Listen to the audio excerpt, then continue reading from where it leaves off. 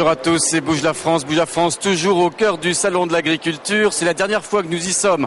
Lundi prochain, nous aurons rejoint nos studios à Paris. Alors, pour ce soir, beaucoup de choses. On va parler de l'agriculture, bien sûr. On va parler des marques dans l'agriculture. Ça commence à venir, un petit peu comme dans l'industrie. On parlera également des coopérations qui sont régulièrement organisées entre la France et l'Afrique en matière agricole. Mais on parlera également d'actualité, on parlera du Tchad, on parlera de l'Afrique encore avec la visite de Nicolas Sarkozy au Tchad hier, aujourd'hui à Johannesburg en Afrique du Sud. Et puis nous recevrons par exemple un zoothérapeute, c'est quelqu'un qui s'occupe des relations souvent intimes entre les hommes et les animaux. On en a quelques exemples derrière nous. Bref, un programme extrêmement chargé. On le développe dans quelques minutes, juste après le journal de Saveria Rojek. Saveria, c'est à vous.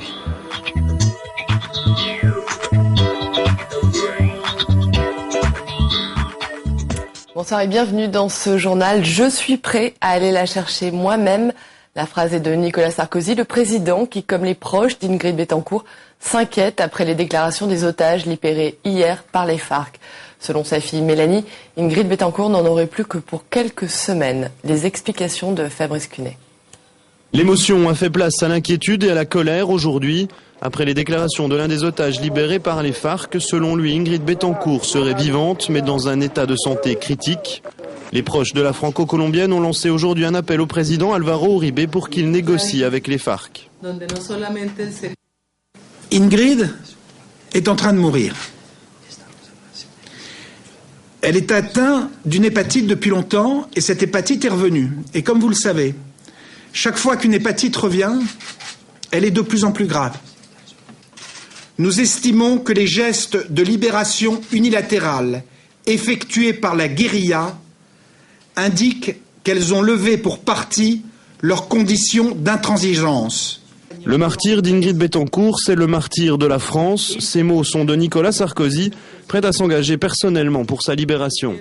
Je suis prêt, comme le souhaite le président Chavez, si c'est la condition de sa libération, à aller moi-même à la frontière du Venezuela et de la Colombie, chercher Ingrid Betancourt, si ce devait être une condition qui était mise par les FARC.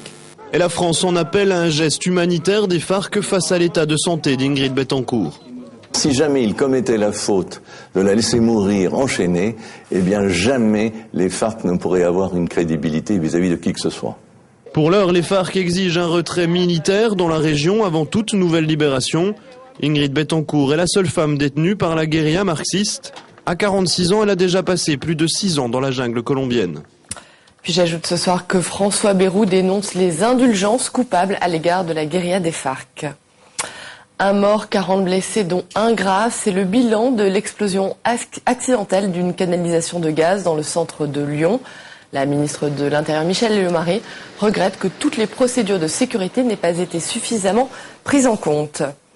C'est à un des piliers de la France-Afrique auquel s'attaque Nicolas Sarkozy. Au premier jour de sa visite officielle en Afrique du Sud, le chef de l'État, que vous voyez sur ces images, accompagné de son épouse Carla, entend remettre à plat la présence militaire sur le continent. Nicolas Sarkozy a promis de rompre avec les pratiques controversées de ses prédécesseurs dans la région. Caroline Delage et Charlotte Rézy. Depuis les promesses de campagne, la rupture tant attendue avec la France-Afrique tardait à se faire sentir. Même Jean-Marie Bockel, le secrétaire d'État à la coopération, le regrettait en janvier dernier. À part quelques signes d'évolution sur le dossier rwandais, les présumés génocidaires en France, ou le cas de l'affaire Borrell, ce juge français assassiné à Djibouti, on a vu au contraire une certaine continuation des relations franco-africaines telles qu'elles l'étaient par le passé, avec des visites officielles à Kadhafi en Libye, à Bongo au Gabon. Dernier exemple en date, le soutien très controversé de l'armée française au président tchadien Idriss Déby, en prise avec les rebelles. Une intervention qui a ressuscité le cliché d'une France gendarme de l'Afrique. Pourtant, le style Sarkozy en Afrique est un peu différent du style Chirac. Il banalise les relations de la France avec l'Afrique, que l'Afrique est un marché en quelque sorte, comme d'autres régions du monde est un marché. Son voyage en Afrique du Sud indique cela, par exemple. Comme il est allé ailleurs, en Chine ou dans d'autres grands pays, eh bien, il va là-bas pour vendre la France, enfin pour vendre des grandes entreprises qui peuvent... voilà, donc là, il se comporte en Afrique, je dirais, dans un pays anglophone, qui plus est, hors du précaré. Et donc là, voilà, on trouve une rupture en quelque sorte. En annonçant aujourd'hui au Cap qu'il allait renégocier tous les accords militaires, Nicolas Sarkozy s'est attaqué à l'un des piliers essentiels de la France-Afrique. Objectif impliquer davantage les Européens et les Africains eux-mêmes. 9000 soldats français sont actuellement déployés au Sénégal, en Côte d'Ivoire, au Gabon, au Tchad, en Centrafrique et à Djibouti. Nicolas Sarkozy promet par ailleurs une enveloppe de 2,5 milliards d'euros en 5 ans pour soutenir la croissance économique de l'Afrique. Un effort qui doit permettre de financer 2000 entreprises et la création de 300 000 emplois. La polémique continue autour de la mémoire de la Shoah. Hier, des membres de la commission réunis au ministère de l'Éducation nationale affirmaient que l'idée avait été abandonnée. Aujourd'hui, Serge Klarsfeld, un membre de cette commission, affirme qu'il n'en est rien. Il n'y a absolument pas d'abandon de la proposition du président, ni de transformation, puisque il n'a pas pu proposer autre chose que la mémoire d'un enfant confiée à un élève, c'est ce qui se fera. Claude Lanzmann, que j'ai eu au téléphone, m'a dit qu'il a eu l'impression d'avoir été manipulé, qu'on a sorti de sa déclaration consensuelle, on a sorti quelque chose d'opposé à ce qui s'était vraiment dit dans cette réunion. On ouvre maintenant le chapitre des municipales avec ce soir un coup de projecteur sur la campagne à Issy-les-Moulineaux et un cas de figure inédit. André Santini se présente pour son 5e mandat dans son fief des Hauts-de-Seine. Mais le secrétaire d'État à la fonction publique doit faire face à une liste MoDem. Pierre Montjoseph. Issy-les-Moulineaux côté nature, Issy-les-Moulineaux côté travaux. En un mandat, la ville a gagné 10 000 habitants, accueille 70 000 emplois dans le tertiaire et les sièges sociaux de nombreuses télévisions. Un développement rapide, trop rapide aux yeux de certains. Et on ne peut pas continuer à être dépendant, comme à la Défense, de la démolition, reconstruction plus haut, plus grand, plus énorme, plus dense. On ne peut pas. Parce qu'ici, il y a une ville, il y a des gens qui habitent, il y a des gens qui souhaitent vivre. Ancien membre de l'UDF rallié à Nicolas Sarkozy pendant la campagne présidentielle, André Santini devra affronter un candidat MoDem, une configuration inédite qui pourrait bien faire basculer le scrutin. C'est pas un maire centriste, c'est un maire qui aujourd'hui n'a plus de vision pour sa ville. Vous savez, il y a encore 2 jours, il proposait de faire venir 20 000 emplois supplémentaires à Issy-les-Moulineaux, 20 000 bureaux supplémentaires à Issy-les-Moulineaux. On n'a pas la place. Aux dernières élections législatives, le candidat MoDem avait fait 13% des voix. Ce chef d'entreprise espère faire mieux cette fois-ci. À 67 ans, André Santini se sait menacé dans son fief. Une mauvaise nouvelle n'arrivant jamais seule. Sa mise en examen pour détournement de fonds publics a été confirmée par la Cour de cassation la semaine dernière. Municipal toujours avec notre série Mon Village. Depuis le début de la semaine, nous sommes à Boulanges, une commune de 2000 habitants en Lorraine. Aujourd'hui, Emmanuel Ménage et Thomas Raguet se sont penchés sur la question des impôts locaux et en particulier la taxe sur les ordures ménagères. Le soleil vient à peine de se lever. Thierry, Hubert et Michael sont déjà au travail. Ils passent une fois par semaine à Boulanges. Il y a de plus en plus de choses à jeter. Et bon, c'est la force du marché, la force de pas mal de choses, quoi. Il y a de plus en plus d'emballages, donc bon, il faut bien s'en débarrasser, quoi. Chaque habitant produit en moyenne 1 kg de déchets par jour. Cette année, la commune est passée au tri sélectif. Ça, on ne prend plus. Avant, on prenait. Dans le temps, à l'époque, mais maintenant, on ne prend plus. Alors, on va coller là. Comme ça, la personne a sait qu'il faut qu'ils aillent à Homès. Voilà. À la déchetterie. À la déchetterie, voilà. Le traitement des déchets coûte cher. Boulanges est une cité minière qui n'a pas beaucoup de ressources.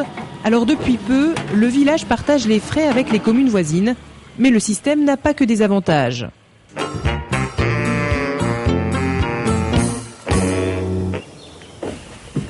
Stéphanie Gagat est veuve de mineur. Sa retraite s'élève à 800 € par mois. Alors elle est plutôt du genre économe. Vous voyez, il y a les journaux, il y a les cartes. Il y a les boîtes, vous voyez, il y a les bouteilles. Il n'y a pas grand-chose, je suis toute seule. Jusqu'à présent, la redevance était calculée en fonction du nombre de personnes par foyer. 74 l'année dernière. L'année d'avant, c'était 72. Et bon, après, on payera Cette année, on payera sans doute plus, hein. Je sais pas. En effet, elle pourrait payer beaucoup plus l'année prochaine car le système va changer. La taxe sur les ordures ménagères dépendra désormais de la taille du logement. Stéphanie Gagat vit seule dans 60 mètres carrés. Moi, les poubelles, si j'ai 1 kilo dans la semaine, c'est beaucoup. Vous voyez bien, donc s'ils me comptent, comme les voisins d'à côté, qui sont 5 ou 6, ils vont payer moins que moi, qui ont plus de poubelles que moi. C'est pas logique. Payer par rapport à la surface d'un appartement, c'est pas logique. À Boulange, sur le marché, la question des impôts alimente les conversations. Je paye beaucoup, je paye à la maison puis dans le commerce. Ça fait beaucoup d'argent. Parce que normalement, on devrait payer, je dis, ou bien à la maison, mais pas les deux côtés, je paye. Gérard Ignazac s'est emparé du sujet. L'ancien maire du village est à nouveau candidat au municipal. Il dénonce la politique fiscale du maire actuel. Nous avons un système actuellement qui est fondé sur une redevance payée en fonction du nombre de personnes dans chaque famille. C'est sans doute le système le moins injuste qui soit. Le faire évoluer d'une manière simplement fiscale, en opérant un prélèvement à partir d'un taux qui soit calculé sur la taxe foncière, je trouve ça démesuré. Pour le maire sortant, ce nouveau système permettra de mieux faire face aux impayés. Jackie Alivanti entend les critiques, mais il promet que personne ne sera pénalisé. Les personnes seules, au lieu de payer 80 €, certaines vont payer peut-être 100 €, peut-être. On envisage, nous, si ces personnes-là ne sont pas imposables, de reverser la différence, ou une somme qui leur permette de minimiser un peu les écarts. À 10 jours des municipales, Jackie Alivanti sait qu'il n'a pas le droit à l'erreur. Lors des dernières élections, le candidat est passé de justesse. Cette année, il espère s'imposer dès le premier tour.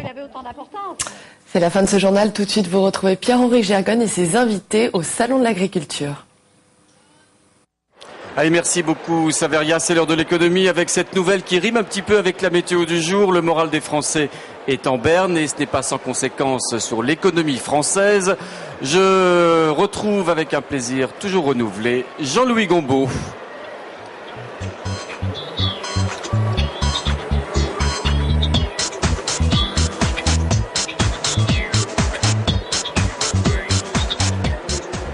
Bonsoir Jean-Louis.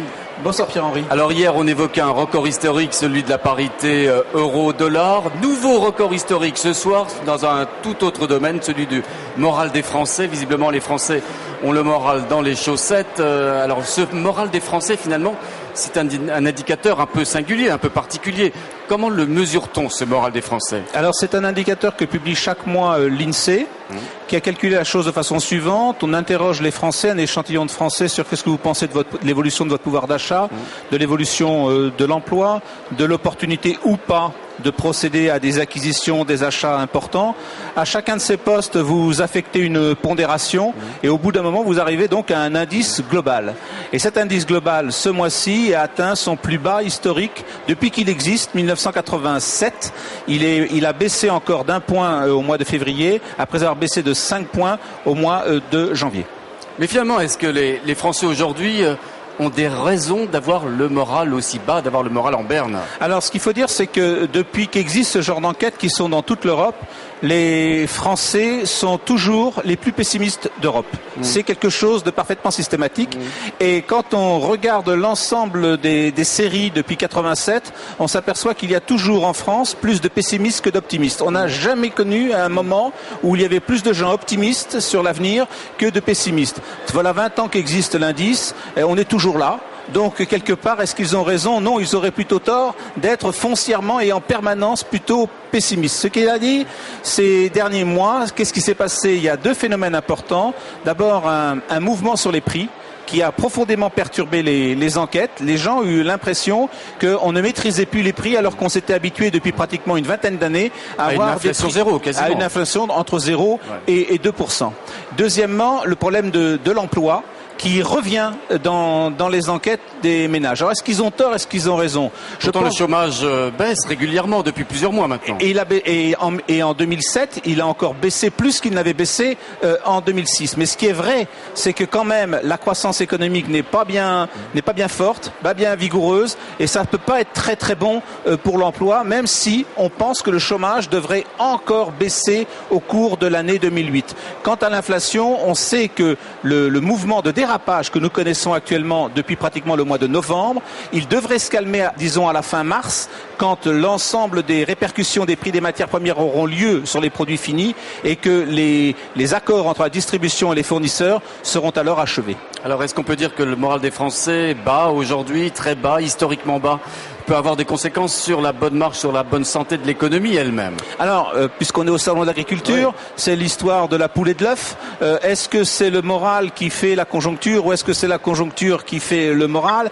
Disons que les deux interagissent et incontestablement le moral des ménages a un impact sur la conjoncture économique. Par exemple, dans les indices, dans les indicateurs, celui qui baisse le plus, c'est l'opportunité de faire des achats. Les Français pensent, dans l'indicateur qui est sorti ce matin, ils pensent que c'est vraiment pas le moment de se lancer dans des achats importants. Ça, c'est pas bon puisque la croissance française, elle est soutenue par la consommation. Donc, en ce sens-là, le moral et cet indicateur qui a plus baissé dans l'ensemble est quelque chose de négatif pour l'évolution de la conjoncture économique. D'un autre côté, si on pouvait avoir une ou deux petites nouvelles vraiment positives, l'indicateur serait prêt certainement à redémarrer.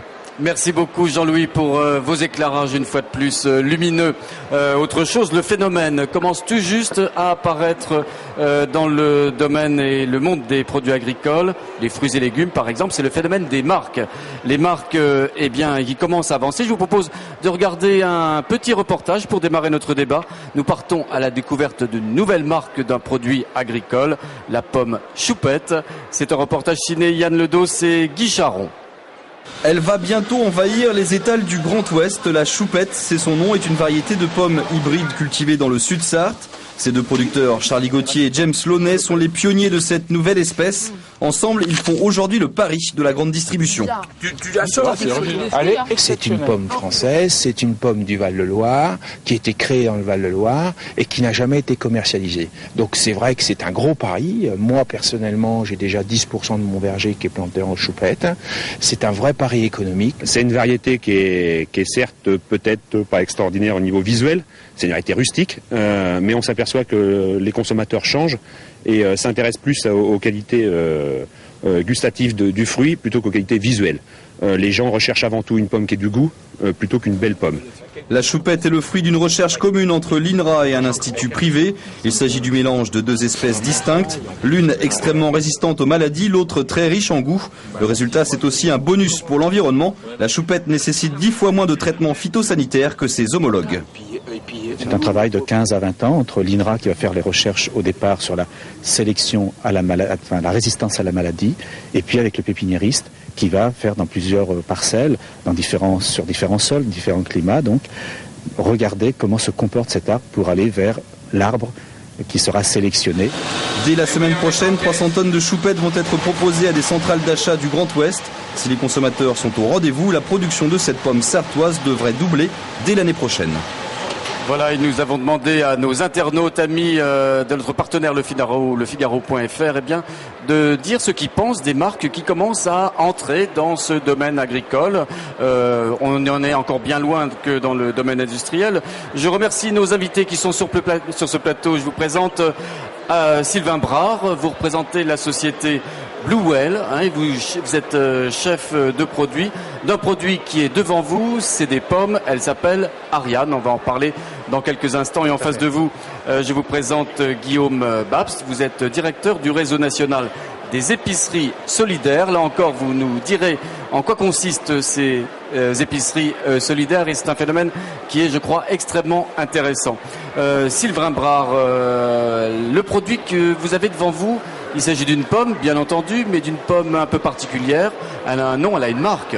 Tout à fait. Donc c'est une nouvelle variété qui était issue de la recherche INRA. Donc c'est une variété qui s'appelle Ariane. qui est en commercialisation maintenant sur le marché européen et en France en particulier depuis à peu près 3 ans. Oui. Donc sa particularité, c'est que c'est une variété qui est résistante à la principale maladie du pommier, qui est la tavelure.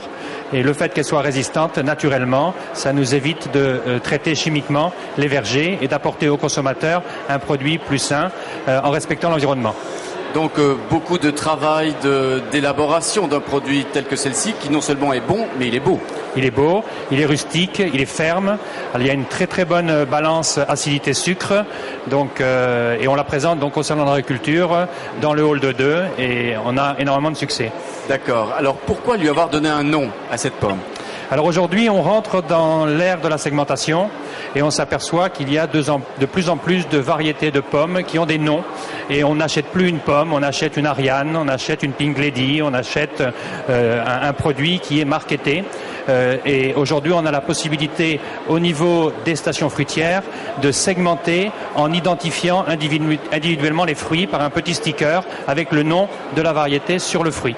Est-ce à dire que le nom d'Ariane a été déposé à l'INPI, par exemple, Tout à fait. l'Institut national de propriété industrielle, comme marque à part entière? Tout à fait. C'est une marque à part entière et elle ne peut être utilisée que par les producteurs qui ont signé les conventions de plantation avec les pépiniéristes en l'occurrence. Alors en quoi avoir mis un nom sur cette jolie pomme est un énorme atout pour vous en matière de commercialisation, en matière de marketing?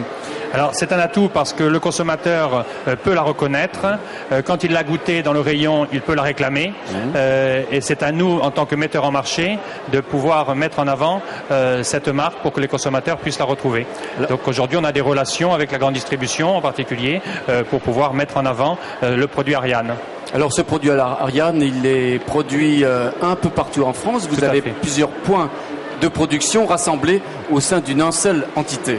Voilà, donc il y a une production dans le Val-de-Loire, dans le sud-ouest de la France, également en Provence et un petit peu dans la vallée du Rhône. Voilà. Et ensuite, il y a des opérateurs metteurs en marché qui ont l'exclusivité de la commercialisation de ces produits, dont l'entreprise dont je fais partie, qui est la société Bluel, qui est le premier exportateur de pommes en France. Alors juste une parenthèse, dites-moi pourquoi vous avez pris un nom anglais pour commercialiser des pommes françaises. Alors Bluel, c'est un nom anglais parce que c'est l'histoire. Et puis à l'époque, la baleine, ça représente le volume, la traversée des mers. On faisait beaucoup d'exportations lointaines vers les pays lointains et on s'aperçoit aujourd'hui que pour le marché de la pomme, il faut à tout prix s'exporter. C'est un produit qui se vend bien à l'export, Ariane également. Donc on a besoin d'avoir une politique de marque également pour pouvoir exporter chez les pays voisins. Est-ce que vous avez l'impression d'être un précurseur en la matière, en mettant un nom, en mettant une marque sur un produit agricole, en l'occurrence une pomme? Il y a finalement peu d'agriculteurs qui font ça aujourd'hui. Le phénomène est très peu développé dans l'agriculture et le monde rural.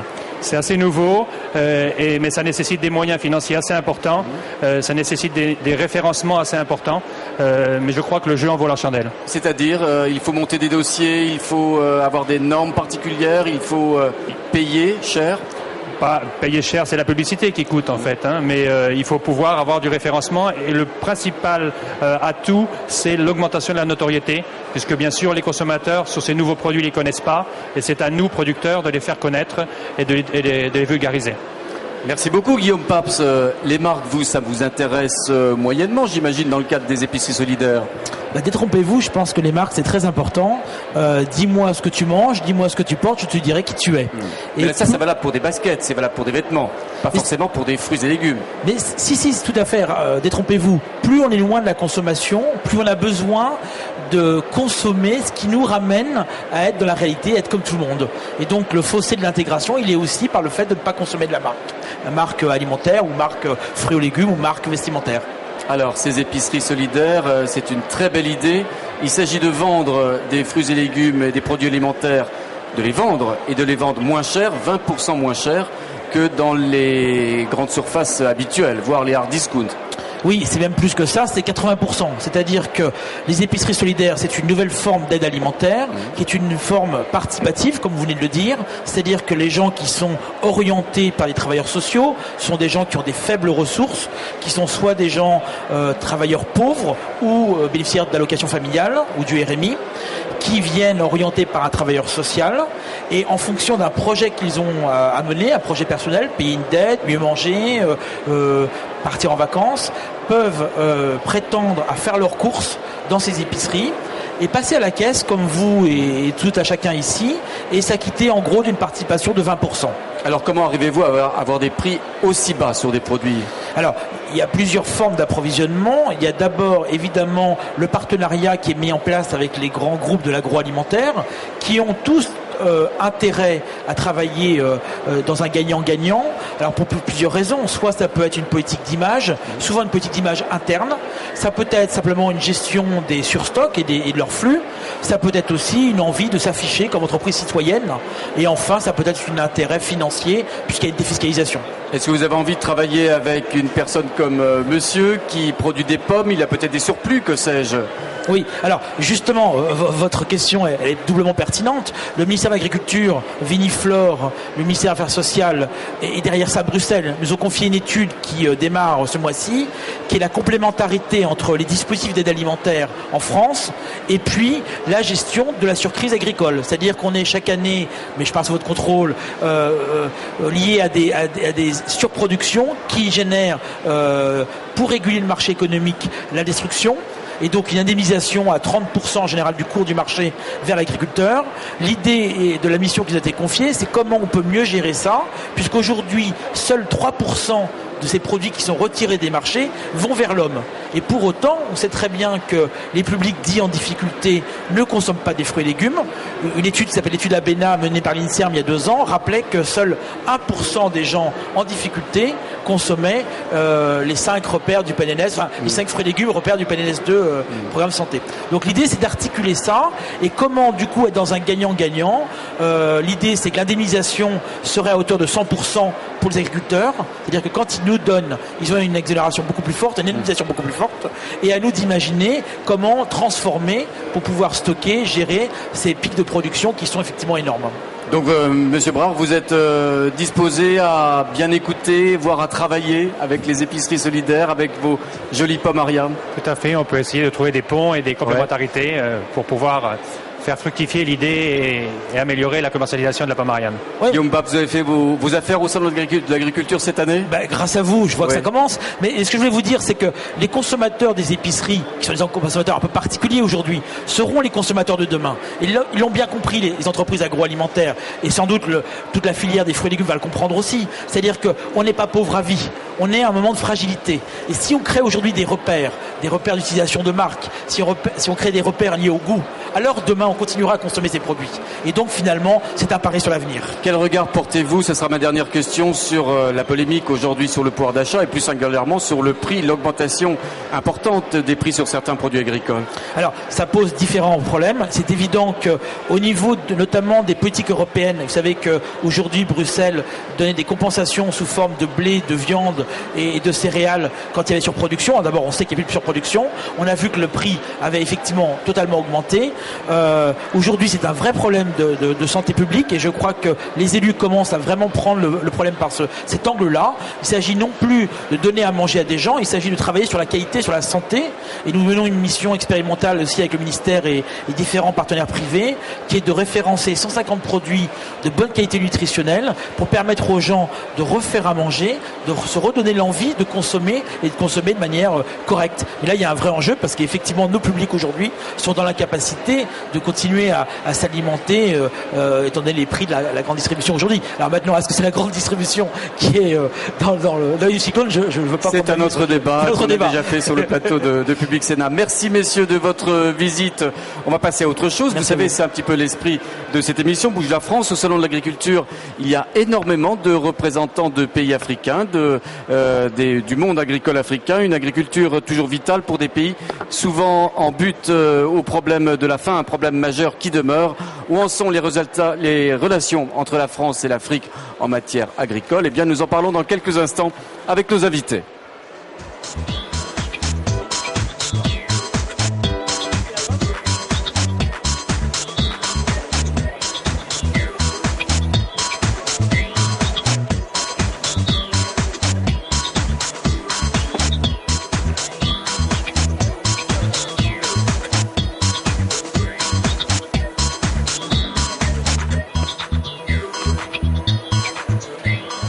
Alors pour parler des relations entre la France et l'Afrique en matière agricole, je vous présente nos invités. Jean-Paul Hébrard, le rédacteur en chef d'Agriculture et Nouvelles Technologies, initiateur d'un forum, on va en parler dans quelques minutes, le forum Tech for Food. En face de lui, Antoine Joly, qui représente la Commission nationale de la coopération décentralisée. Aujourd'hui, un élément essentiel de la coopération entre la France et l'Afrique, en particulier en matière agricole. Et à vos côtés, Monsieur Joly, j'ai le plaisir de recevoir François Traoré. Vous représentez l'association des producteurs de coton africain. Alors, ma première question, elle s'adressera à vous, Monsieur Traoré.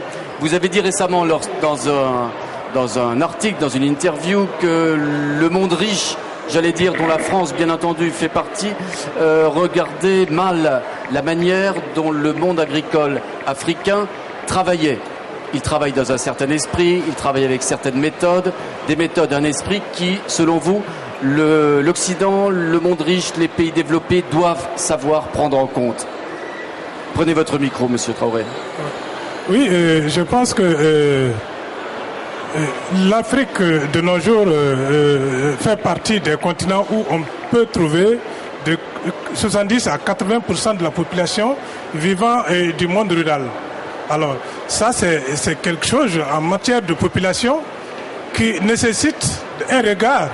Parce que cette population qui vit de cette agriculture, si on parle de sécurité, si on parle de lutte contre la pauvreté, alors la valorisation du travail de ces acteurs compte dans le partenariat. C'est dans ce sens que moi je pense que le partenariat que nous pouvons avoir en Afrique avec l'Occident et particulièrement la France, à laquelle on est beaucoup liés, je pense qu'il doit avoir un regard et des résultats par rapport aux liens qu'on peut avoir sur l'agriculture. Et vous insistez également sur la petite dimension, l'aspect très humain des exploitations agricoles africaines qui sont, là encore, d'un type tout à fait particulier qu'on ne rencontre pas en France ou plus. Bien sûr, mais dans l'histoire quand même, la France n'ignore pas cette étape et les difficultés de cette étape. Après les guerres dans l'histoire de la France, on sait que des producteurs se trouvaient dans cet état. Alors il y a eu une impulsion de la France, une décision politique, avec une adhésion bien sûr des agriculteurs de nourrir, de s'autosuffire, de faire la souveraineté alimentaire en France. Donc je ne pense pas que la France ignore cette étape. Alors l'Afrique également se trouve dans une situation de ce genre. Donc moi je me dis qu'on pourra prouver nos bonnes relations que quand de ces expériences de la France pourraient être utilisées pour les Africains et pouvoir enjamber quand même cette étape qui n'a que duré. Alors aujourd'hui, qu'attendez-vous d'un pays comme la France pour enrichir, j'allais dire, ses relations en matière agricole, pour enrichir vos exploitations, pour mieux produire, pour produire plus de qualité, en plus grande quantité? Qu'attendez-vous de la France? Alors je pense que ce que nous attendons de la France, c'est un peu plus de concret. Parce que en tant qu'agriculteur, j'ai des amis, j'ai des partenaires en France, mais la seule façon de prouver nos bonnes relations, c'est les résultats de nos partenariats et les résultats des expériences à partager. Et une coopération qui permet d'écouter les acteurs et d'agir selon ce que veulent les acteurs. Alors, en ce sens, je pense qu'on peut avoir des résultats. Ce n'est qu'avec les résultats aujourd'hui qu'on peut convaincre la population africaine sur le partenariat qu'on a avec la France. Et vous avez l'impression d'être bien entendu, d'être bien écouté par les autorités françaises? Pas évidemment, parce que si je le dis aujourd'hui, les résultats qu'il y a aujourd'hui ne permettent pas vraiment de vanter ces relations-là.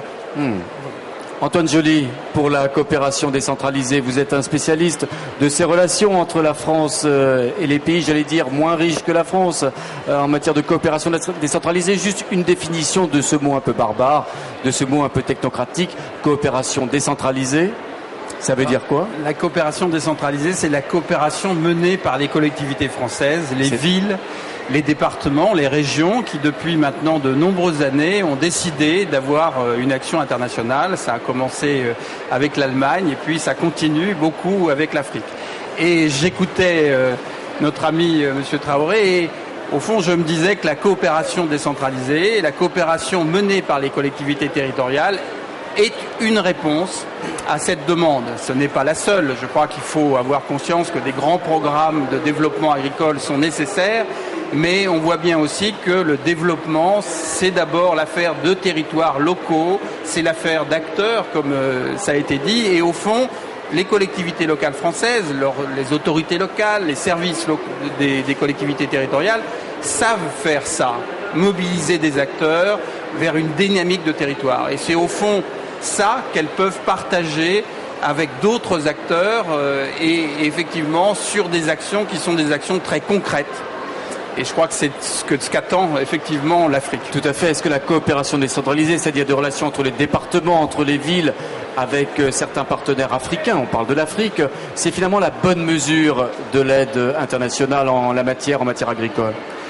Je crois qu'il ne faut pas avoir une vision trop extrémiste, small is beautiful, mais c'est vrai aussi que vous évoquez les grands programmes également. Les grands programmes, c'est tout de même nécessaire. Mais c'est vrai que la coopération décentralisée, c'est d'abord une coopération de la demande. Au fond, une collectivité locale, lorsqu'elle va quelque part, elle n'arrive pas avec des idées préconçues, elle va demander à son partenaire qu'est-ce qu'il faut faire, comment on peut les aider. C'est donc un partenariat qui se construit à partir de la demande des acteurs africains. Et c'est un peu ça qui fait sa spécificité par rapport effectivement aux grands programmes internationaux de la Banque mondiale, de l'Union européenne, peut-être même de la France.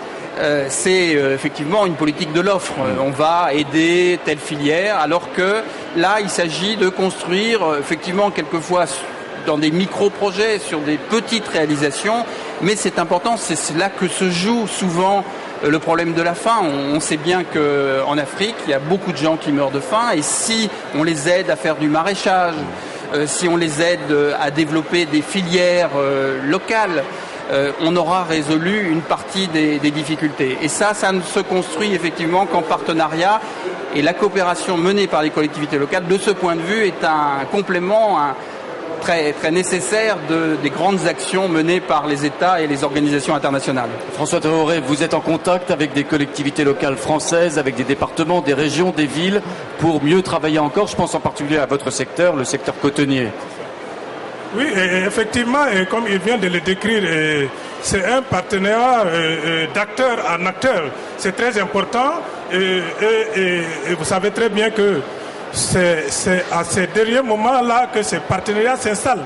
Alors, nous avons évidemment senti la nécessité, par exemple, quand j'étais dans la zone de Bretagne, ou dans certaines zones où j'ai eu des agriculteurs ou des acteurs du monde rural avec lesquels j'ai discuté, et nous avons eu les mêmes sentiments, que nous sommes dans le même domaine et nous ne pouvons que nous compléter. Alors, donc, ça, c'est une coopération, effectivement, qu'il va falloir continuer. Mais bon, moi, je dis toujours que malgré la volonté de ces deux peuples de s'approcher, il faut une volonté politique. Vous prenez dans tous nos ministères, nous avons des conseillers techniques français.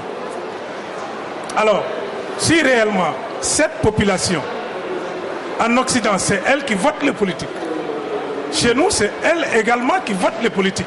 Alors, il faut effectivement que ces relations de peuple à peuple, d'acteur en acteur, se répercutent dans le comportement du politique pour vraiment permettre que l'action ait ses résultats. Sinon, dites-vous que si cela ne se répercute pas en politique, c'est sûr que les effets ne seront pas évidents, parce que quand je parle de ça, j'en sais quelque chose, et je pense que ça doit se répercuter en politique pour que réellement on montre à la face de ce monde que ces peuples ont besoin de s'aimer, de s'aider, et que ça soit senti dans le politique. Vous évoquez la Bretagne à l'instant. Vous considérez qu'effectivement un agriculteur français peut parler avec un agriculteur africain. Ils peuvent se comprendre, des relations d'agriculteur à agriculteur, de cultivateur à cultivateur. Ça, c'est sûr. Ouais. C'est sûr. Antoine, oui. Oui, la coopération décentralisée, c'est aussi effectivement une coopération portée par des politiques. Oui. Ce sont des élus.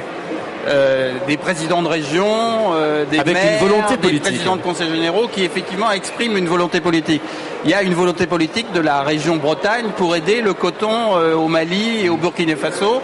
Nous allons, nous, au ministère des Affaires étrangères, très certainement les aider. Ils nous ont déposé un dossier. nous avons une belle expérience d'agriculture familiale en France. Et c'est cette expérience d'agriculture familiale que nous pouvons partager dans le domaine du coton. Je citais les Pays de la Loire, la Bretagne, mais je peux citer les Pays de la Loire qui, au Burundi, vont aider au développement d'une filière thé. Essayer de faire en sorte que le thé qui se vend du Burundi n'aille pas à la bourse de Mombasa avec tous les thés qui viennent d'un peu partout, alors que c'est un excellent thé, mais qu'il soit mieux vendu avec une politique de filière, une politique de label. Ça, les régions françaises le savent, le font. On le voit ici au salon, le nombre de labels, le nombre de régions qui s'investissent derrière leur label. Eh bien, cette expérience-là, elle peut être partagée concrètement sur le terrain avec des producteurs de coton équitables en Bretagne, enfin, avec l'aide de la Bretagne, du thé villageois au Burundi, la filière caprine aidée par la région Poitou-Charentes au Sénégal. On pourrait citer beaucoup d'exemples où les collectivités territoriales, effectivement, soutiennent ces pratiques locales de développement d'une agriculture familiale. Alors vous l'avez dit, Antoine Joly, vous faites partie du ministère des Affaires étrangères, vous dépendez du Quai d'Orsay. Est-ce que c'est le Quai d'Orsay qui est chargé, j'allais dire, d'harmoniser cette politique mosaïque de coopération décentralisée ? On est chargé d'abord de s'informer, parce qu'effectivement il y a beaucoup d'initiatives et donc c'est important de connaître ce qui se fait. Ensuite, effectivement, offrir des cadres de cohérence à l'action des collectivités locales. Vous savez qu'en France, les collectivités locales sont autonomes, mais elles sont très jalouses. C'est pas un public Sénat que de leur autonomie et de leur responsabilité. Donc elles sont autonomes, mais en même temps, sur cette action-là, elles ont tout à fait conscience qu'y aller en ordre dispersé, y aller au coup par coup, ça n'est pas non plus la bonne solution et qu'il faut effectivement rechercher une cohérence. Donc cette cohérence, les collectivités locales la construisent avec le ministère des Affaires étrangères et nous soutenons aussi effectivement financièrement les meilleurs projets ou en tout cas ceux qui correspondent aux priorités que nous avons affichées dans le cadre d'appels à projets que nous lançons auprès de l'ensemble des collectivités territoriales. Le dernier appel à projets que nous avons lancé a été clos à la fin décembre et nous avons reçu 250 dossiers de très nombreuses collectivités territoriales, des régions, des villes, des départements, de tous horizons politiques. Les 4 premiers en matière de coopération internationale dans les collectivités territoriales, c'est PACA, Rhône-Alpes, Île-de-France et Hauts-de-Seine. Vous voyez que nous avons un panel politique extrêmement aussi large qui montre que ce sujet-là, en tout cas, est très consensuel en France. Il y a vraiment une volonté partagée de droite et de gauche d'aider concrètement l'Afrique et en particulier dans le domaine du développement agricole. François Traoré, voilà un discours enthousiaste qui devrait vous rassurer, qui devrait vous inciter à en faire encore davantage avec les collectivités locales françaises, avec cette multitude de projets qui fleurit ici et là. Mais moi, je vous dirais que on en a vu plus que ça. Par exemple, nous, au Burkina Faso, nous avons eu l'appui, ça fait 10 ans, l'appui de l'Agence française de développement. Alors, mais je suis en train de dire que c'est bon ce qu'on est en train de faire, mais ayons en vue des résultats qui permettent un autre constat. Alors, je donne une autre mesure. Vous savez, l'école en Afrique, c'est surtout nous qui sommes francophones, nous est venu de la France. Et si on prend un constat aujourd'hui, si jamais il est ingénieur agronome, on sait qu'on a des ingénieurs agronomes africains qui sont venus étudier ici et qui ont eu les mêmes diplômes. Et en économie, c'est la même chose. Et moi, je veux que ce soit la même chose en matière de développement. Qu'aujourd'hui, nous, on reçoive la leçon, qu'on s'approprie de la leçon de l'agriculture en France, on doit pouvoir aussi faire du développement comme il en a été le cas à l'école, si on peut avoir des ingénieurs, des agrégés même africains. Pourquoi ce développement tarde à venir dans le secteur rural? Alors c'est ça, c'est ce constat qui me fait dire, essayons de revoir très bien. Bien sûr, ces relations comptent beaucoup et il y a eu beaucoup de résultats avec ça, mais essayons de revoir et donnons une vision des résultats, des changements. Sinon, il y a une autre appréciation économique qui se fait de la chose et qui ne donne pas suffisamment d'arguments pour démontrer cela. Alors il y a beaucoup d'initiatives pour aider les pays en voie de développement, entre autres la vôtre. Jean-Paul Hébrard, je rappelle que vous dirigez la revue Agriculture et Nouvelles Technologies. Vous êtes à l'origine d'un forum qui aura lieu dans quelques temps qui s'appelle Tech for Food, là encore un terme anglais. Le but est simple, il s'agit d'apporter à des pays comme le vôtre la nouvelle technologie qui permet un meilleur développement agricole. Voilà, d'imaginer un peu à l'avance des services qui peuvent, en utilisant les technologies déjà présentes dans les pays du Sud, et à savoir le téléphone, essayer de voir comment il y a peut-être des services à imaginer qui permettent d'apporter et d'avoir un effet de levier sur les revenus tirés des producteurs. Moi, je suis parti très simplement d'un triple constat au début des années 2000. Il y a 840 millions de personnes qui souffrent de la faim dans le monde et les 3/4 sont les agriculteurs. Donc, effectivement, il n'est pas idiot d'agir sur l'acte agricole pour essayer de lutter contre la faim. Ça a l'air évident, mais en pratique, vous savez que l'aide internationale, pendant très longtemps, a totalement oublié l'agriculture. On dit moins de 4% a été consacré à l'aide à l'agriculture. Peut-être aujourd'hui c'est une dizaine de pourcents, mais c'est guère plus. Deuxième point, vous savez, le réchauffement climatique, il va pénaliser en particulier les pays subsahariens, alors que c'est eux qui polluent le moins. Et troisième point, les nouvelles technologies peuvent avoir un effet de levier. Et je vais prendre un exemple très concret. Il y a beaucoup de pays qui commencent à étudier, en fait, grâce au téléphone portable, la possibilité dans le pays du Sud d'échanger des informations sur les cours et marchés par SMS. C'est gratuit et ça permet à l'agriculteur de pouvoir mieux négocier avec ses intermédiaires.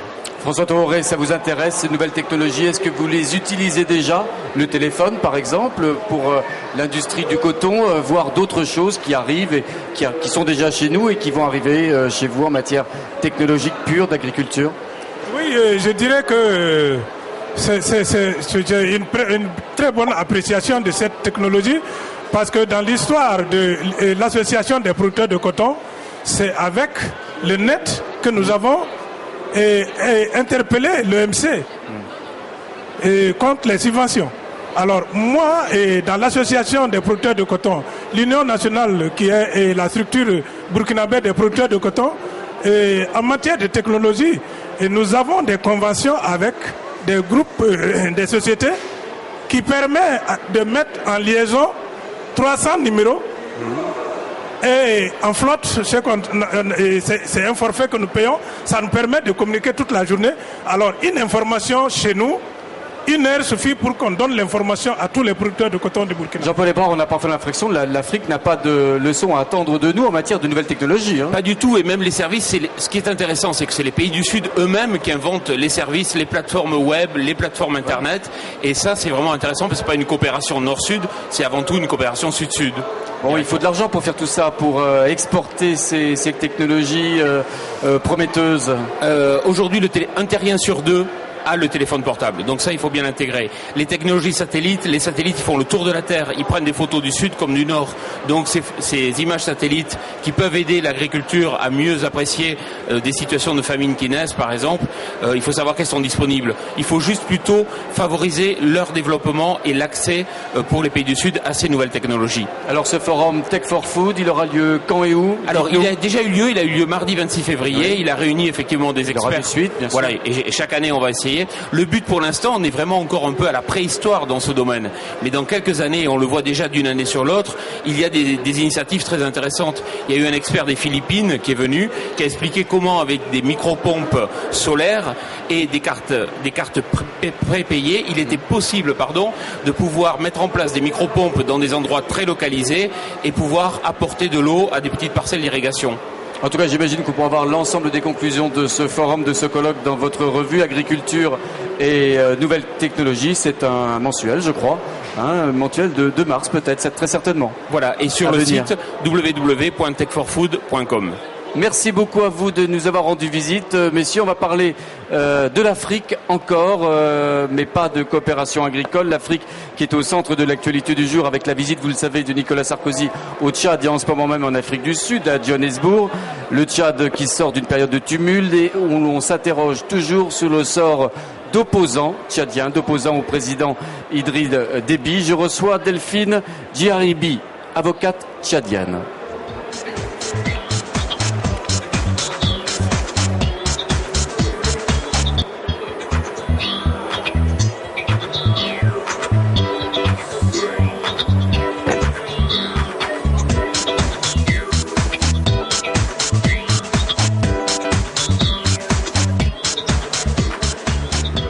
Merci beaucoup d'être avec nous, Delphine Jaribi. Je rappelle que vous êtes avocate, vous êtes la coordinatrice du comité de suivi de l'appel de la paix et de la réconciliation au Tchad.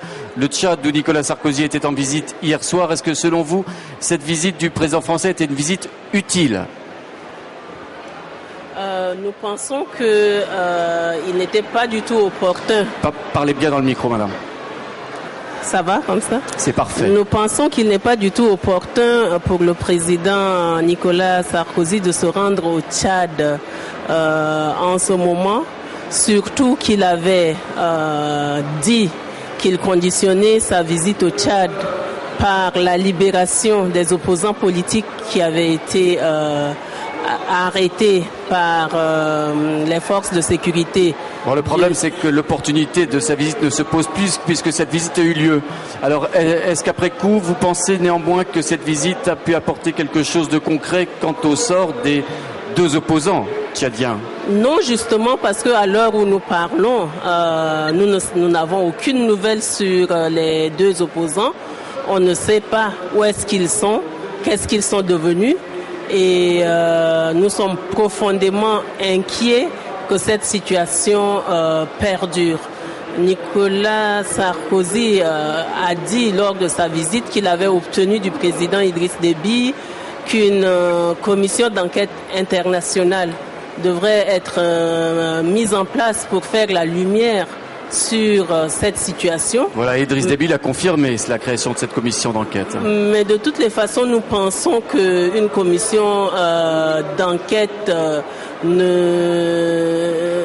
servira pas à grand-chose à ce stade parce qu'on n'en attend pas grand-chose. Nous savons tous que le gouvernement tchadien a déclaré le lundi 4 qu'il avait détenu ces personnes et qu'il les présenterait à la justice le moment venu. Nous ne comprenons absolument pas qu'après cela, le gouvernement tchadien se rétracte et dise qu'il ne sait pas où sont ces personnes, que c'est les rebelles qui les auraient détenues, alors que ce dimanche 3 avril, les rebelles s'étaient déjà retirés de N'Djamena quand les forces gouvernementales sont venues arrêter ces personnes chez eux, devant leur famille, devant leurs parents. Donc vous avez un grand doute sur la capacité de cette commission internationale d'enquêter sereinement et d'avoir des résultats quant au sort de ces deux opposants. Nous pensons tout simplement que c'est du dilatoire qu'on est en train de faire. On veut gagner du temps pour préparer l'opinion à accepter le scénario catastrophe que nous redoutons. Et si cela s'avérait, c'est une situation très très très grave qui nécessite que des mesures adéquates soient prises à l'encontre du pouvoir du président Idriss Déby. Quand vous dites scénario catastrophe, vous pensez à quoi exactement ? On n'a pas de nouvelles de ces opposants, donc on pense qu'il est possible qu'à l'heure actuelle, ils aient déjà été exécuté fait exécuter par le président de la République. Alors vous aviez écrit une lettre, je crois, au président de la République française. Quelle était la teneur de cette missive ? Cette lettre en substance appelle le président de la République à envoyer un message fort à l'endroit des populations tchadiennes qui les rassurerait et qui les engagerait sur la voie de la paix qui passe par un dialogue global, un dialogue que nous pensons doit être ouvert à tous les acteurs politico-armés comme de l'opposition démocratique et sous la médiation d'une entité neutre telle que les Nations Unies et l'Union africaine. Alors vous avez dit tout à fait récemment, le président Déby a affirmé qu'il y avait eu 400 morts lors de la bataille de N'Djamena. Est-ce que c'est un chiffre qui est plausible selon vous aujourd'hui ? Possible et peut-être qu'il y a eu plus de morts que cela, parce que vous savez, les batailles se sont déroulées dans N'Djamena, la capitale du Tchad, et il y a eu une concentration humaine très forte dans la ville Donc les dégâts humains sont énormes. Ce qui nous inquiète d'autant plus, c'est que le président Idriss Déby lui-même a affirmé que parmi ces victimes, il y aurait des chefs de partis politiques. Et jusqu'à date, nous savons qu'il y a 2 chefs de partis politiques qui sont portés disparus. Donc c'est pourquoi nous disons que c'est en quelque sorte une affirmation du fait que ces chefs de partis politiques ont été tout simplement exécutés. Et donc, une raison de plus de penser que cette commission d'enquête internationale n'est juste qu'un bluff de plus, quoi. Alors, il y a actuellement sur le sol tchadien 1500 soldats français. Est-ce que vous souhaitez que ces forces françaises militaires restent au Tchad ?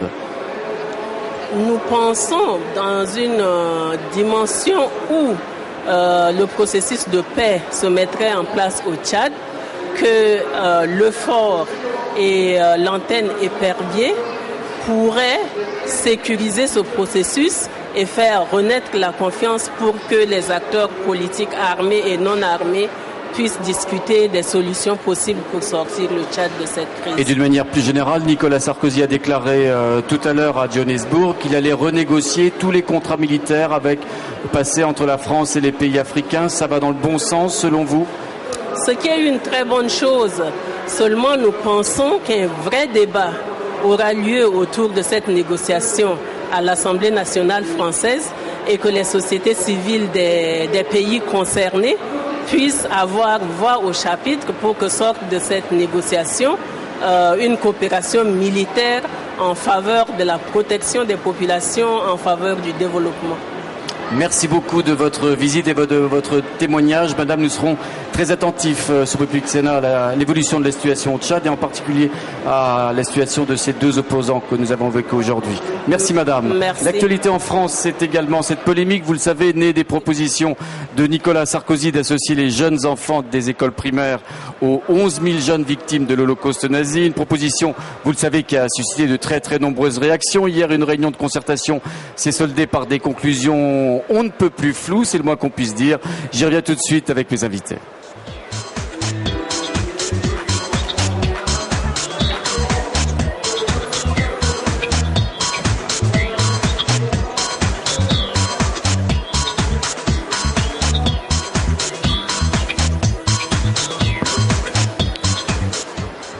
Bonsoir Claudine Clot. Bonsoir. Je rappelle que vous êtes la vice-présidente de la Fédération des parents d'élèves de l'école publique. Oui, la PEP. La PEP. Autant dire que vous êtes très attentif à ce qui s'est passé encore hier lors de cette réunion de concertation. Je rappelle en 2 mots l'affaire, les déclarations de Nicolas Sarkozy au CRIF qui veut associer chaque petit Français à une victime de la Shoah. Des propositions qui ont suscité de très nombreux commentaires, qui ont abouti à la création d'une commission qui s'est réunie hier, où finalement les conclusions ont été de dire que cette idée présidentielle a finalement été abandonnée, avec ce bémol de Xavier Darcos qui dit lui que cette idée de parrainage entre une classe, pourquoi pas, et un enfant juif victime était toujours dans l'air. Alors où en est-on ce soir à votre connaissance, madame ? Alors à ma connaissance, on n'a pas beaucoup changé par rapport à ce qu'il a été dit ce matin. Si ce n'est qu'une classe pour un enfant, oui, pourquoi pas. Une école peut-être aussi, ça me semblerait nettement mieux, en sachant que à la PEP, nous avons longuement réfléchi, et c'est très bien, le devoir de mémoire, il faut qu'il soit respecté et abordé par tout le monde. Pas pour autant ne pas faire non plus du communautarisme et dire qu'une seule, n'oublions pas que la Shoah, elle a existé, mais ça n'a concerné pas que les enfants juifs, ça a concerné aussi cette déportation beaucoup d'autres personnes et beaucoup d'autres enfants. Donc élargir le champ de la mémoire sur cette période, peut-être. Oui, nous pensons que ça serait bien quand même que tous les gens et surtout les enfants sachent que cette histoire a existé, surtout pour ne pas la recommencer. Mais sur cette idée cette idée de parrainage évoquée encore hier par Xavier Darcos, est-ce que c'est une idée que vous pouvez faire vôtre aujourd'hui ? Mon parrainage, peut-être pas, il me gêne un peu. Pourquoi ? Parce qu'un enfant, quand il est en CM2, il grandit. Il a des rapports avec l'existentialisme difficile. Vous savez bien, la vie, la mort. La mort, pour eux, oui, CM2, on grandit, on se rend compte que ça existe. Donc il faut quand même réfléchir. C'est difficile pour lui d'appréhender cette notion de mort. Et parrainer un enfant mort, je pense que c'est nettement plus délicat. Et je ne suis pas psychologue, je ne suis que parent d'élèves. Mais à mon avis, il faudrait présenter la chose avec un autre mot. Et le devoir de mémoire, pour nous, en est un. Est-ce que selon vous, les programmes scolaires tels qu'ils existent aujourd'hui pourraient suffire, s'ils étaient correctement appliqués, je ne sais pas s'ils le sont, pour l'apprentissage de cette mémoire de cette période maintenant? Vous savez bien que les programmes, ce sont les enseignants qui les appliquent. Et c'est eux. C'est leur pédagogie. Ils en sont maîtres et seuls maîtres. Nous, parents d'élèves, nous ne pouvons que constater. Par contre, à la PEP, nous aimerions, oui, que ce soit réellement appliqué dans les faits, mais pour tout, pour toute l'histoire. Que les enfants soient conscients qu'il existe des choses qu'il ne faut pas recommencer. Et pour tout le monde. Vous dites réellement appliqué, c'est-à-dire que vous pensez que ces programmes ne sont pas forcément réellement appliqués partout? On va dire qu'ils font ce qu'ils peuvent et quelque part, quand ils ne peuvent pas faire tout un programme, ils choisissent les parties du programme qu'ils vont faire. Est-ce que pour vous, les enseignants sont, j'allais dire, bien enseignés pour enseigner cette période noire? Je dirais qu'un enseignant, c'est une période très noire, mais un enseignant, il a beaucoup de choses à faire et je ne suis pas sûre qu'il ait tous les outils qui lui permettent de le faire. Eh bien, écoutez, merci beaucoup, madame, pour ce témoignage. On suivra là encore ce dossier. C'est un dossier à tiroir, un dossier à répétition, un dossier qui va encore continuer. Merci en tout cas de votre visite. Autre sujet, vous le savez, ça ne vous a pas échappé. Nous sommes au Salon de l'Agriculture. Il y a énormément d'animaux. Et d'ailleurs, c'est toujours extrêmement troublant de voir ici et là les regards des enfants, les regards des parents vis-à-vis de ces moutons, vis-à-vis de ces brebis, vis-à-vis de ces vaches. J'ai le plaisir de recevoir Baudouin Duriez, il est zoothérapeute et il étudie particulièrement les rapports entre les hommes et les animaux.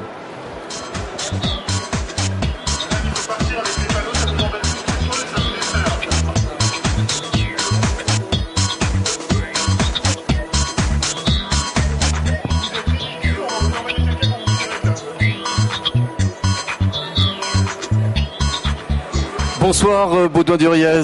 Bonsoir. Vous êtes zoothérapeute. Ouais. Comment vous regardez tous ces gens dans les allées du Salon d'Agriculture qui observent, qui regardent, qui caressent ces milliers d'animaux présents? Oui. Avec beaucoup de bienveillance. C'est vraiment le rapprochement entre l'homme et l'animal. Ça peut vraiment apporter tout un état d'émotion, de souvenirs, qui peut vraiment apaiser les personnes, de découverte aussi. Donc moi je regarde ça avec beaucoup d'admiration et beaucoup de plaisir. Alors, zoothérapeute, ça veut dire quoi? C'est une profession, on connaît les kinés, on connaît les médecins. Un zoothérapeute, c'est quoi? Alors, zoothérapeute, c'est pas encore un métier, c'est une spécialité. En fait, c'est tout simplement la médiation par l'animal. C'est-à-dire qu'on va se servir de l'animal comme médiateur auprès des personnes dans le besoin. Médiateur, c'est-à-dire? Alors, on va s'en servir comme support de motivation. Support de motivation. Voilà.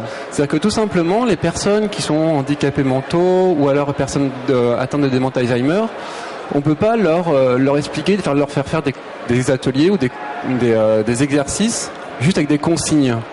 Donc on va préparer l'animal et préparer la personne pour que dans une relation normale, habituelle, on puisse avoir la finalité de ce qu'on cherche. Enfin, c'est un peu compliqué.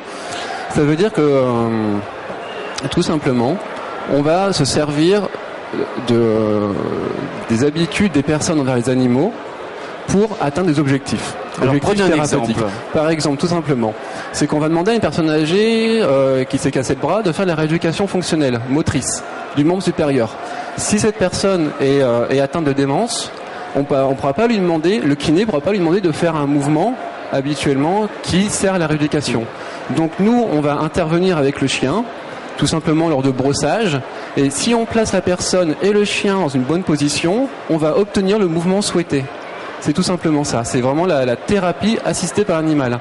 Est-ce qu'un animal peut guérir un être humain? Un animal peut pas guérir. C'est pas l'animal qui guérit, c'est la personne, donc le thérapeute qui est derrière l'animal, qui dirige la séance, qui dirige l'atelier, qui va faire en sorte que la personne aille mieux. Après, le terme guérison, ça dépend des populations. Les personnes âgées, on peut pas vraiment dire qu'elles guérissent. on peut juste atténuer leur perte d'autonomie ou atténuer leur perte de mémoire ou de communication. Et est-ce que vous souhaitez par exemple qu'il y ait plus d'animaux domestiques dans les maisons de retraite, voire même dans les écoles, que sais-je? Alors après, il faut vraiment faire la distinction entre ce qui est thérapie assistée par l'animal, où là c'est vraiment le thérapeute qui fait que ce soit une thérapie, parce qu'il y a une évolution, un suivi, des bilans thérapeutiques qui sont faits, et tout simplement la présence d'un animal qui va apporter beaucoup d'affect, beaucoup d'émotions envers différentes populations. Et ça, c'est aussi très recherché, oui. Nous, on est pour ça aussi dans les maisons de retraite ou dans les autres structures qui accueillent une population qui est dans le besoin. Mais il faut bien faire le distinguo entre activité et animation assistée par l'animal, où là, on va juste rechercher le sourire, un état de bien-être de la personne, et la thérapie, où on va vraiment rechercher un but thérapeutique. Mais comment expliquez-vous qu'un animal, quel qu'il soit, finalement, peut apporter un plus en matière de bien-être? Alors, c'est souvent le cas, il n'y a qu'à regarder les allées qui nous entourent. Simplement parce que l'animal ne peut pas juger. L'animal a un regard franc, le regard ne peut pas, l'animal, il peut pas mentir vis-à-vis de l'homme. Si un cheval s'en va ou a peur de vous, c'est de votre faute. Si, et l'animal, le chien ou le chat, l'animal ne peut pas détourner le regard ou ne peut pas avoir une appréhension vis-à-vis d'une personne parce qu'elle a un handicap physique ou mental. Le chien est neutre. Et ça, c'est très important. Et vous évoquez par exemple le cheval en matière pour les enfants autistes.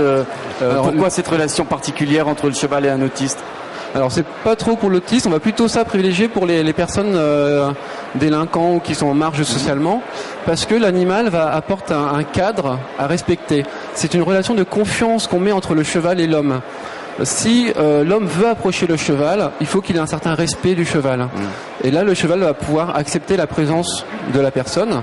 Mais si la personne devient violente verbalement ou physiquement, l'animal s'en va. Et le cheval, c'est assez intéressant parce qu'il a une masse, un animal assez grand, et qui fait qu'on peut pas aller à son encontre. Ça, c'est qui est très intéressant. Alors parlons en un mot de votre métier qui n'en est pas un. Vous le disiez tout à l'heure, c'est un métier qui est en train de se solidifier, de trouver des bases, d'exister véritablement. Exactement, c'est tout nouveau en France. Ça existe depuis 4 ou 5 ans. Nous, l'association de zoothérapie de Paris, elle se bat pour que la zoothérapie soit reconnue comme une spécialité et non un métier. Ça veut dire qu'on ne peut pas se former en tant que zoothérapeute en 15 jours. Il y a des formations qui font ça en 15 jours, c'est pas possible. Pour nous, c'est inconcevable. On peut pas apprendre la locomotion, la motricité, etc. à des personnes qui vont faire de la zoothérapie par la suite, et en plus apprendre le métier d'éducation du chien ou de l'animal. Et vous avez bon espoir d'arriver à vos fins en la matière? Alors on essaye de mettre un label de qualité déjà en place qui va regrouper toutes les associations dont les intervenants sont déjà titulaires d'un diplôme paramédical ou médico-éducatif. Parce qu'en fait c'est vraiment, on associe souvent la thérapie assistée par animal sur le fait que c'est l'animal qui soigne. Et en fait non, c'est juste un support de médiation. On pourrait utiliser une peluche, des photos, un poids, des haltères, des cerceaux comme les kinés. Et en fait on utilise juste l'animal. L'animal a une présence qui fait qu'on peut atteindre des objectifs. Mais c'est vraiment le principal, c'est vraiment le thérapeute qui a derrière qui dirige la séance. Eh bien, merci beaucoup d'être venu sur notre plateau pour vous parler de votre métier, un métier qu'on ne connaissait pas, zoothérapeute, un métier qui vous a fait certainement vous balader dans les allées du Salon d'agriculture où Bouge la France était présent pendant toute cette semaine. La semaine prochaine, vous retrouverez notre studio parisien, un peu plus aseptisé, j'en conviens. Vous retrouvez Pierre Sled également. D'ici là, passez une excellente fin de soirée sur Public Sénat. Merci.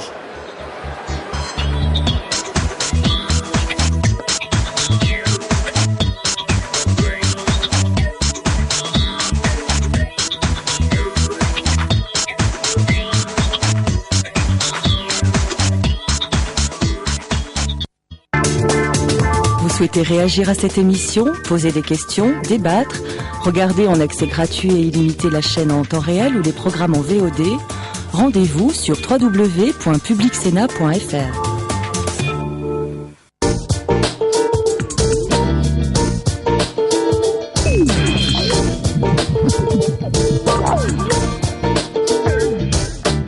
Bonjour à tous, ravi de vous retrouver pour ce nouveau numéro de Parlons Blog. Au sommaire cette semaine, à quelques jours de la Journée de la Femme, Parlons Blog se penche sur la blogosphère féminine. Et oui, il n'y a pas que des blogueurs sur la toile. À suivre la revue des blogs, un tour d'horizon personnel des sites qui ont retenu mon attention cette semaine. Enfin, au web citoyen, à chaque numéro, le portrait d'un blogueur. Rencontre aujourd'hui avec Guy Birenbaum, chroniqueur pour leposte.fr. Où sont les femmes? Elles investissent la toile. Elles sont en effet de plus en plus nombreuses à tenir un blog. Mode, cuisine, tendance, mais pas seulement. Elles débattent aussi de politique, de défense de l'environnement ou bien sont illustratrices. Pour Parlons Blog, Djibril Bellali s'est immergé dans la blogosphère féminine.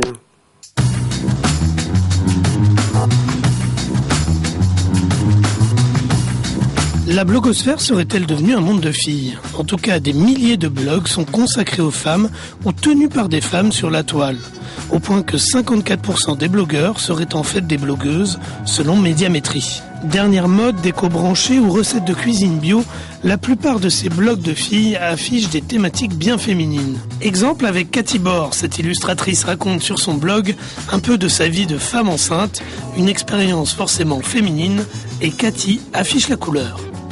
Et c'était le but dès le départ, c'était de faire un blog très rose, très girly. Je voulais assumer complètement ce côté fille. Le blog a été un véritable tremplin pour Cathy.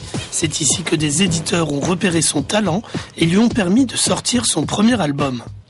Aujourd'hui, elle nous fait découvrir avec humour les épreuves quotidiennes de la grossesse ou la solitude de la femme enceinte.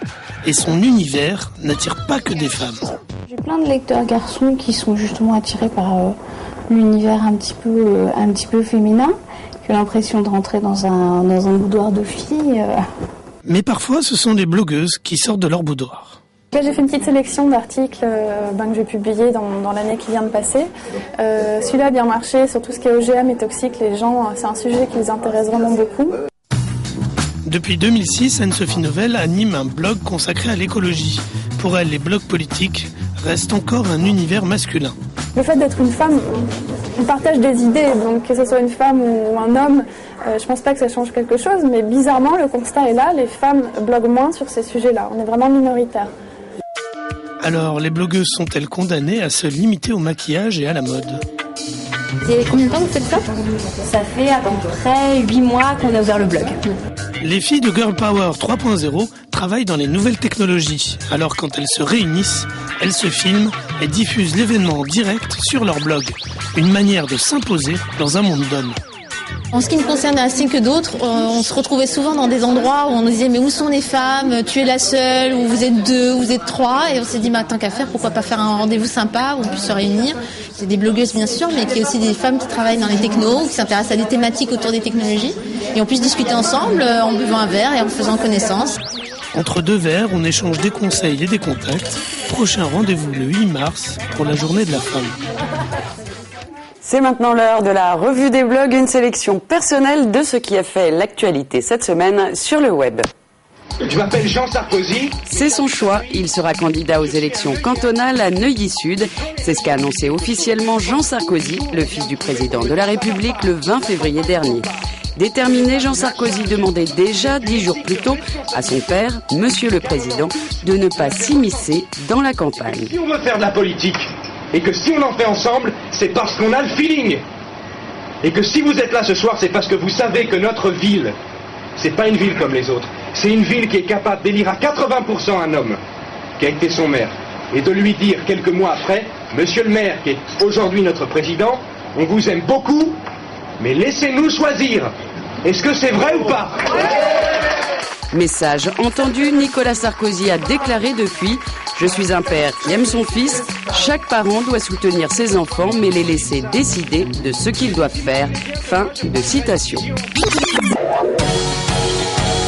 C'est toujours les vacances sur IFM. En route vers le futur. Alors qu'une commission va réfléchir à l'avenir de la télé publique, la télé privée, à travers IDF1, la chaîne francilienne de Jean-Luc Azoulay, revisite le passé. C'est le grand retour annoncé de Dorothée et de tous ses amis. Bienvenue sur IDF1. Il ne s'agit là que du clip de présentation. Les fans devront attendre le lancement de la chaîne en mars prochain. Patience, patience. Si je vous dis domaine d'extension de la lutte, vous me répondez Michel Houellebecq. Eh bien non, il s'agit de Guy Berenbaum. L'intervieweur-éditeur, truculent pour les uns, agaçant pour les autres, a fermé son site en septembre dernier.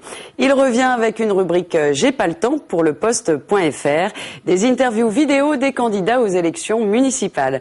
Après Françoise de Panafieux ou Patrick Balkany, c'est au tour de François Rebsamen de se prêter au jeu des questions-réponses mené par Guy Berenbaum.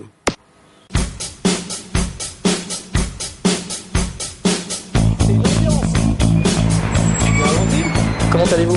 Vous allez bien? Super. Je vous explique. Donc, leposte.fr, c'est le 2e site du monde. Donc, c'est un site, on va dire, plus jeune, plus décalé, plus rock'n'roll. Dre dit que c'est de votre faute, notamment, et de celle de Bianco dans son livre, si Ségolène Royal a perdu parce qu'elle vous a plus écouté que lui. Je pense ça comme ça me touche pas. C'est Julien, il est comme ça, voilà. Donc, je me retourne parce que c'est Julien, il est comme ça. Qu'est-ce que vous voulez que je fasse avec ça? Bon. Alors. Ce que j'essaye de faire, c'est d'avoir un ton qui se prête plutôt au public, à l'audience qui est sur le poste, qui est une audience assez jeune, et d'essayer de les intéresser à la politique, qui n'est pas naturellement le premier truc qui les attire. Donc le but du jeu, c'est de ne pas être chiant, et c'est surtout d'essayer de poser les questions d'une manière qui soit un peu vigoureuse, de façon à ce qu'on essaie d'avoir des réponses hors de la langue de bois traditionnelle. Je me souviens d'une émission de télévision en octobre 2006, c'était à vous de juger. Je vous regardais, j'étais assez choqué. Je suis assez satisfait puisque j'avais 1 ou 2 points sur lesquels je voulais revenir avec Rebsamen depuis longtemps. Il avait tenu des propos qui m'avaient semblé choquants pendant la campagne présidentielle. Il avait parlé de barbares en parlant des jeunes de banlieue. Je voulais lui poser la question. Visiblement, il s'attendait à ce que je lui pose la question. Et ben, ça n'a pas empêché qu'il redise des petites bêtises. Je voudrais m'en expliquer puisque moi, à Dijon, si vous savez ce qui s'était passé peu de temps avant, deux jeunes gens ont écrasé volontairement 2 jeunes filles à 5 heures du matin. Et ça a fait un drame dans cette ville, et je considère que des personnes qui se comportent comme cela, et qui, en descendant, disent « il paraît que j'ai tapé 2 meufs », c'est des barbares. Je suis évidemment, voilà. Je comprends ce que vous voulez dire. Comment cette société, comment notre société peut-elle construire des jeunes aussi violents, sans aucun respect de rien, qui peuvent brûler les appartements où sont leurs parents. Mais ça arrive fréquemment aujourd'hui dans les villes de France. Et ça jette un discrédit total sur 99% d'une population qui ne demande qu'à vivre tranquillement. Pour le poste.fr. À bientôt. À tout de suite. J'ai décidé de faire un clin d'œil. C'est juste histoire d'entrer dans cette interview et d'en sortir. Au-delà de ça, quand même, le clin d'œil, c'est que je suis pas dupe. Je suis pas dupe de ce qu'on me répond, et je suis pas dupe parce que finalement, ils sont quand même beaucoup plus forts que nous. Et le jour où les confrères journalistes se rendront compte que bien souvent, ils se font rouler dans la farine par des gens qui ont plus travaillé qu'eux, peut-être qu'ils se mettront à bosser. L'information vient en ce moment beaucoup d'Internet. C'est un peu là que sort l'info. Alors si vous disiez ça à un journaliste, il pousserait des hurlements en disant qu'Internet c'est une poubelle, hein. C'est la mode dans les rédactions, et puis il y a même des rédactions qui considèrent que le support papier est honorable et que leurs sites sont légèrement sentent le camembert. Je ne crois pas qu'on puisse raisonner comme ça, je crois qu'il y a du bon sur le net, il y a du catastrophique aussi sur le net. Moi ce qui m'intéresse c'est l'instantanéité, la réactivité, la possibilité que ça donne de réagir tout de suite à une dépêche, à une info, de poser les questions, et de montrer que c'est jamais aussi simple que ce qu'on veut nous montrer. Excusez-moi, Le Monde est convenable, on arrive à le lire, mais Libé, c'est vraiment un journal de gauchistes pour les gauchistes, écrit par les gauchistes. C'est qui les prochaines cibles, les prochaines victimes? J'ai bon espoir qu'on fasse rapidement Rachida Dati, ce qui sera pour moi un plaisir. J'ai jamais fait de couverture de Paris Match. Méchant? Jamais. Ah, moi, franchement, je crois que je suis pas du tout méchant. Je suis juste un tout petit peu accrocheur, mais certainement pas méchant. Les vrais méchants, j'en connais, je vous donnerai pas les noms, mais ils travaillent dans les vraies télévisions. Ou alors agaçant? Agaçant? Chiant. C'est tout pour aujourd'hui. Coup de cœur, coup de gueule, faites-nous part de vos remarques et de vos critiques sur le site de la chaîne publicsena.fr. Je vous dis à très bientôt pour un nouveau numéro de Parlons Blog. Rebsamen. Bésame mucho. Interdit de faire un bêtisier. Et vous là-bas, vous savez pas ça. Vous souhaitez réagir à cette émission, poser des questions, débattre, regarder en accès gratuit et illimité la chaîne en temps réel ou les programmes en VOD? Rendez-vous sur www.publicsénat.fr. Deux invités dans Face à Face, Bernard Kouchner et Claude Lanzmann. Bernard Kouchner, le ministre des Affaires étrangères et européennes, parce qu'il y a trois grands sujets diplomatiques en ce moment. Le sort d'Ingrid Betancourt, l'indépendance du Kosovo et les opérations françaises au Tchad. Claude Lanzmann, parce que le directeur des temps modernes, qui est aussi l'auteur de Shoah, est particulièrement qualifié pour nous parler de l'initiative du président de la République sur la transmission de l'histoire dans les écoles. Face à Face avec Jean-Marie Colombani, c'est sur Public Sénat, la chaîne d'information politique.